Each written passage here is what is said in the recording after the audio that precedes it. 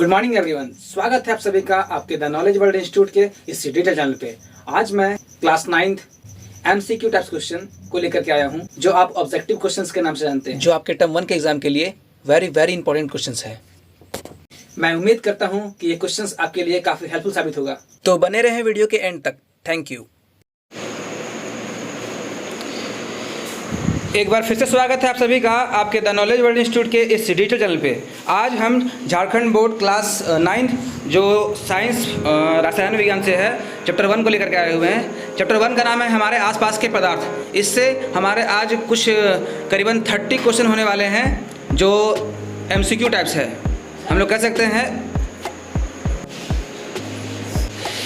तो चलिए शुरू करते हैं। हमारा सबसे पहला क्वेश्चन, गैस का द्रव में परिवर्तित होना क्या कहलाता है?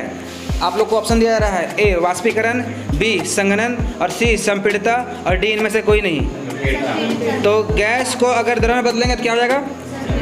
संपीड़ितता।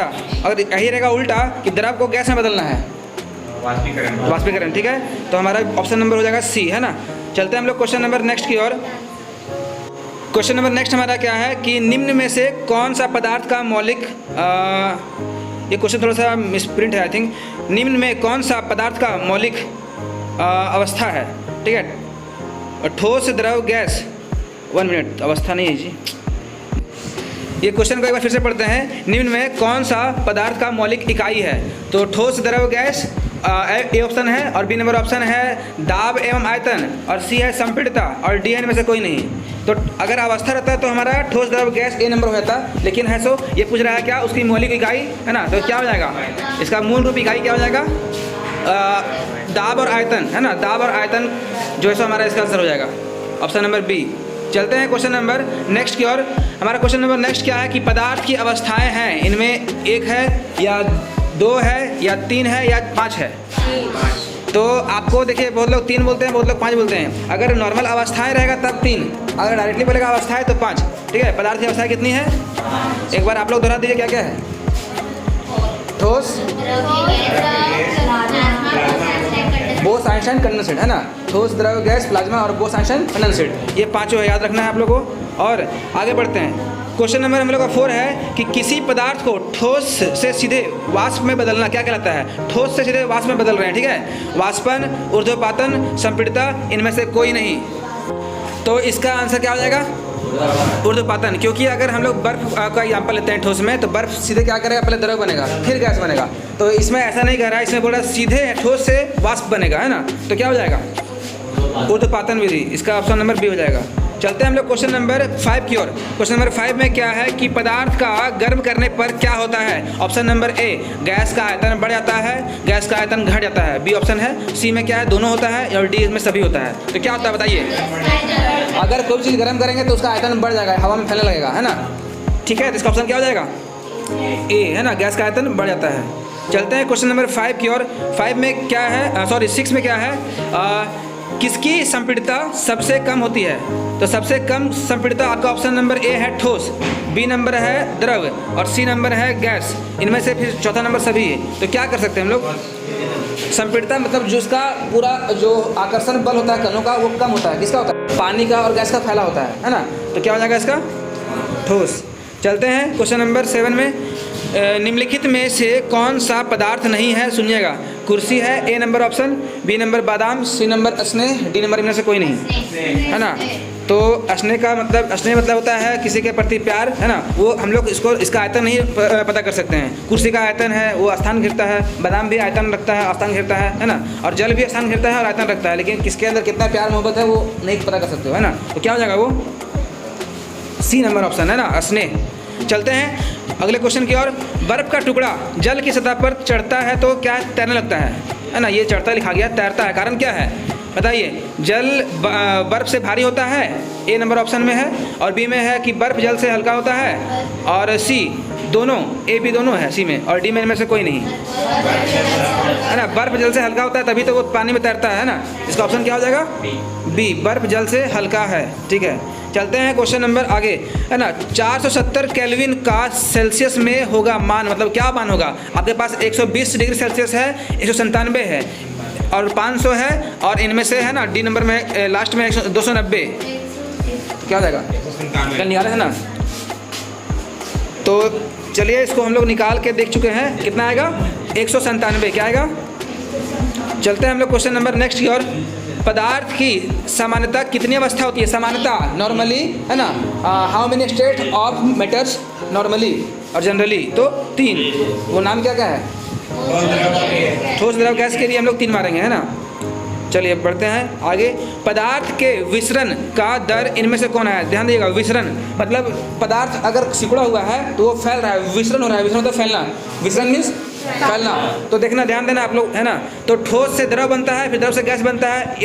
ऑप्शन नंबर ए में ये सही होगा कि बी नंबर में है कि गैस से ठोस बनता है फिर द्रव बनता है, या फिर दोनों सही है, या फिर इनमें कोई नहीं है।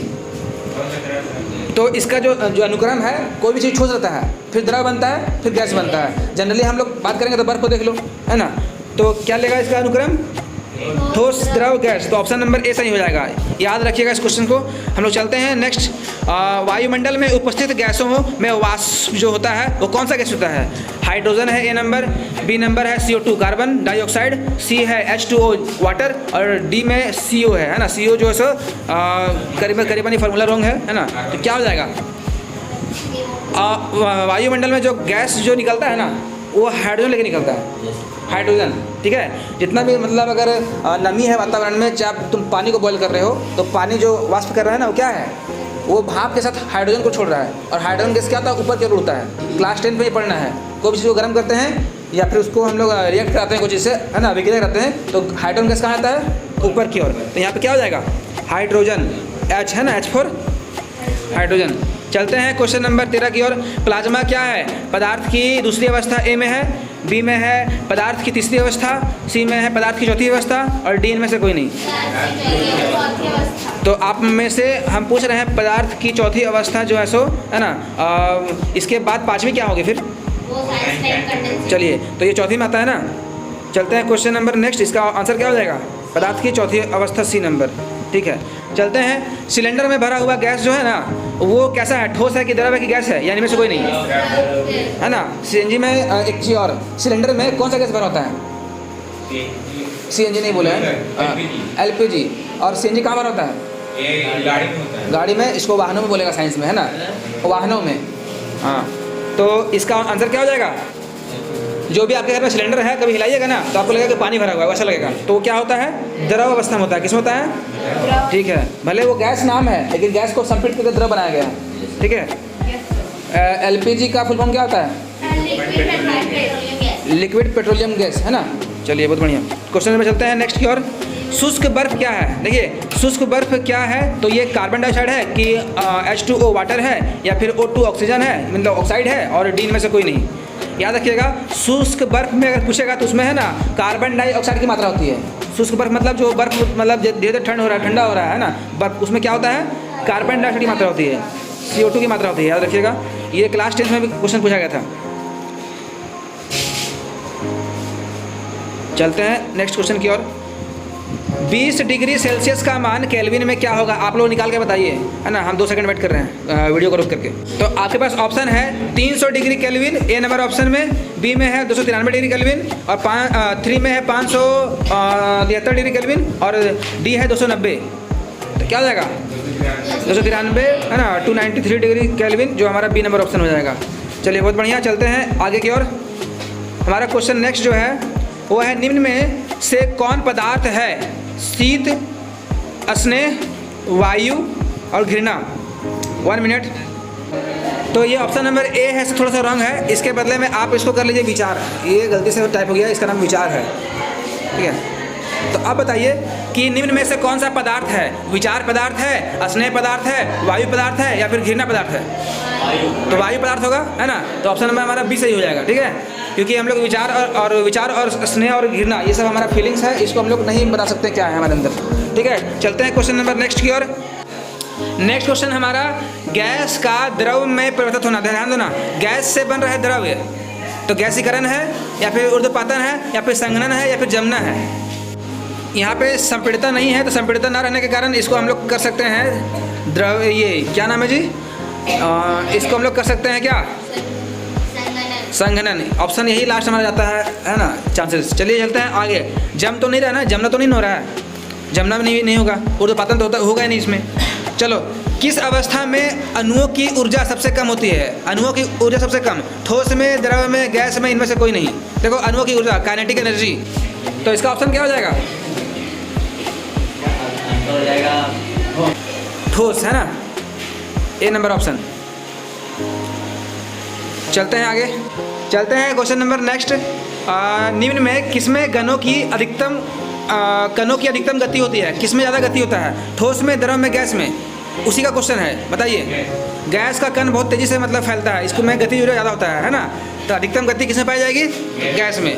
चलते हैं, 300 केल्विन का तापक्रम किसके बराबर है? 27 डिग्री सेल्सियस के बराबर, 25 डिग्री सेल्सियस के बराबर, 200 डिग्री सेल्सियस के बराबर, और इनमें से लास्ट है 273 डिग्री सेल्सियस के बराबर। बताइए क्या होगा? तो इसका आंसर आप लोग के अकॉर्डिंग कितना होगा? चलिए 27 डिग्री सेल्सियस, है ना, ऑप्शन नंबर ए। चलते हैं नेक्स्ट, 373 डिग्री केल्विन का तापक्रम, है ना, 373 डिग्री सेल्सियस का तापमान किसके केल्विन के बराबर होगा? बताइए। यहाँ पे 1000, 10,546 केल्विन, फिर 646 केल्विन, 273 केल्विन, और डी है 100 केल्विन। तो इसका ऑप्शन हो जाएगा आपका 646, ऑप्शन नंबर बी, ठीक है। और बहुत लोग क्या करेगा, जो नहीं पढ़ा होगा तो क्या करेगा, मार देगा ए, लिखा हुआ कि सबसे ज़्यादा है 10,546, उसी को मार देगा, है ना। लेकिन इसमें कैलकुलेशन करके देखना है आप लोगों को। चलते हैं क्वेश्चन नंबर नेक्स्ट की ओर। क्वेश्चन नंबर 23 है, 0 डिग्री सेल्सियस पर जल की भौतिक अवस्था क्या होगी? तरल, ए नंबर ऑप्शन, बी में गैस है, सी में ठोस है, और डी सभी है। बताइए। अगर 0 डिग्री सेल्सियस पे पानी अगर ठंडा कर दें तो क्या बनता है? बर्फ बनता है। तो बस क्या है, अवस्था में ठोस ना है, तो ऑप्शन नंबर क्या हो जाएगा? ठोस, यानी कि सी। चलते हैं नेक्स्ट क्वेश्चन की ओर। तापमान बढ़ने से कणों की गति का क्या प्रभाव होता है? गति तेज हो जाती है, ए में है, गति धीमी हो जाती है, बी में है, गति का कोई प्रभाव नहीं पड़ता है, सी में है, और इनमें से कोई नहीं, डी में है। अभी बताया गया था कि गर्म करने पर जो होता है ना, गतिज ऊर्जा जो कणों की गति होती है बढ़ जाती है और तेजी से बढ़ती है ना, तो इसमें क्या हो जाएगा? गति तेज हो जाती है, हाँ, ऑप्शन नंबर ए, है ना। चलते हैं नेक्स्ट। हमारा नेक्स्ट क्वेश्चन है कि पदार्थ के कणों के बीच एक आकर्षण बल कार्य करता है, इसका क्या कार्य है? कणों को एक साथ रखना या फिर कणों को दूर दूर रखना? बहुत बढ़िया, समझ में आ गया। हर पदार्थ का कण क्या करता है? आपस में आकर्षण बल पाया जाता है। हर कणों में, हर पदार्थ के कणों में आकर्षण बल पाया जाता है, जो क्या करता है? आपस में जुड़ रखता है ना। तो क्या हो जाएगा? कणों को एक साथ रखना, है ना। चलते हैं नेक्स्ट। ठोस की क्या विशेषताएं होती है? निश्चित आकार, स्थिर आयतन, नगण्य संपीड़ितता, उपरोक्त सभी। एक चीज़ और सुनिएगा आप लोग, तो निश्चित आकार तो होता ही है, साथ में आयतन भी स्थिर होता है, क्योंकि आयतन में प्रभाव नहीं पड़ता। अगर तुम लोहा को देख लो, लोहा को अगर हम लोग रखते हैं तो लोहा का आकार भी निश्चित है, आयतन भी निश्चित है ना, और नगण्य संपीड़ितता है, तो क्या हो जाएगा? D number option. इसीलिए हड़बड़ा के नहीं मारेगा आप लोग एग्जाम में, क्या हो जाएगा? उपरोक्त सभी। ऐसा आप लोग को थोड़ा सा दिमाग लगा चलना है। चलते हैं क्वेश्चन नंबर नेक्स्ट की ओर। हमारे घरों में खाना बनाने में उपयोग किया जाने वाला सिलेंडर में कौन सा गैस होता है?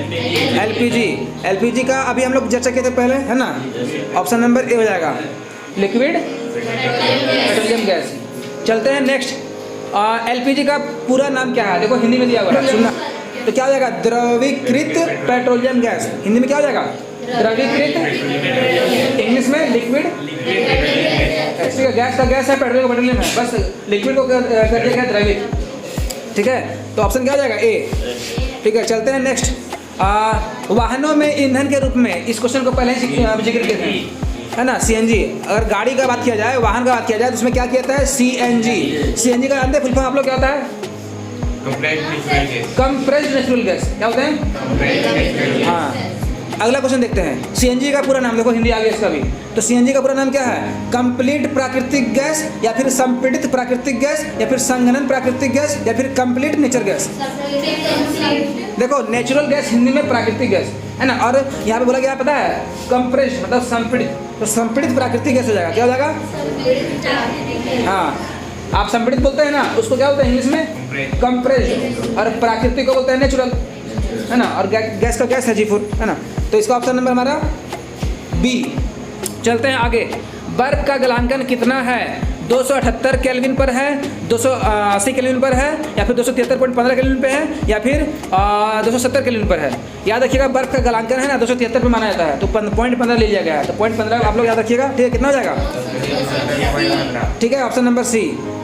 करीबन हमारा क्वेश्चन कंप्लीट हो गया है। Thank you. अगर आप इस वीडियो से इन्फॉर्मेटिव जानकारी अगर प्राप्त किए हैं तो आप इसको इस चैनल को अपने फ्रेंड्स, अपने क्लासमेट्स और के साथ शेयर करें और साथ ही इस चैनल को सब्सक्राइब करके रख लें। बहुत बहुत थैंक यू। हम लोग मिलते हैं आगे की वीडियो में।